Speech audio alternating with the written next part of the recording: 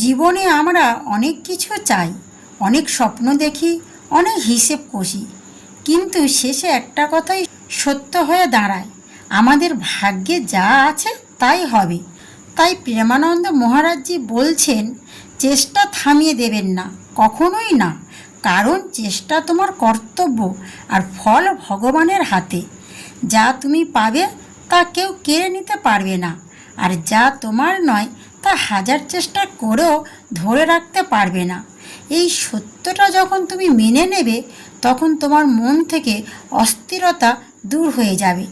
আজ তুমি কষ্ট পাচ্ছ, মনে হচ্ছে সব কিছু ভুল হয়েছে। চিন্তা করো না, যা হচ্ছে তা তোমার ভালোর জন্যই হচ্ছে। আজকের দুঃখ তোমাকে আগামী দিনের শান্তি আনবেই।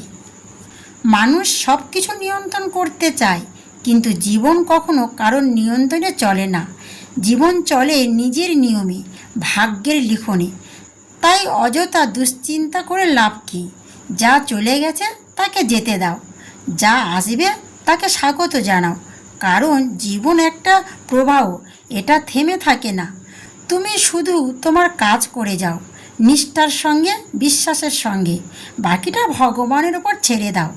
মনে রাখবে, ভগবান কখনো তোমার ক্ষতি করেন না, তিনি শুধু তোমাকে সঠিক পথে নিয়ে যান। কখনো কঠিন পথ দিয়ে, কখনো সহজ পথ দিয়ে। যখন সব কিছু হারিয়ে যাচ্ছে মনে হবে, তখনই বুঝবে নতুন কিছু আসার জন্য জায়গা তৈরি হচ্ছে। তুমি একা নও, ভগবান সবসময় তোমার সাথে আছেন। তোমার প্রতিটি কান্না, প্রতিটি প্রার্থনা তিনি শুনছেন। তাই নিজের উপর বিশ্বাস রাখো, আর ভগবানের ওপর ভরসা রাখো। যা তোমার তা তোমার কাছেই আসবে, ঠিক সময়ে, ঠিকভাবে। অন্যের সঙ্গে নিজেকে তুলনা করো না। প্রত্যেকের ভাগ্য আলাদা, প্রত্যেকের পথ আলাদা।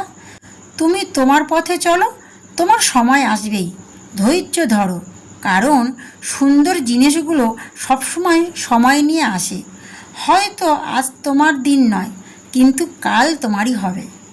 তাই হতাশ হও না, হাল ছেড়ো না, কারণ তোমার জীবনের গল্প এখনও শেষ হয়নি।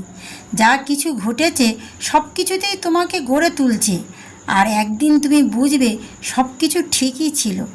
শেষে শুধু একটা কথাই মনে রেখো, আমাদের ভাগ্যে যা আছে তাই হবে, আর যা হবে তা আমাদের ভালোর জন্যই হবে। রাধে রাধে।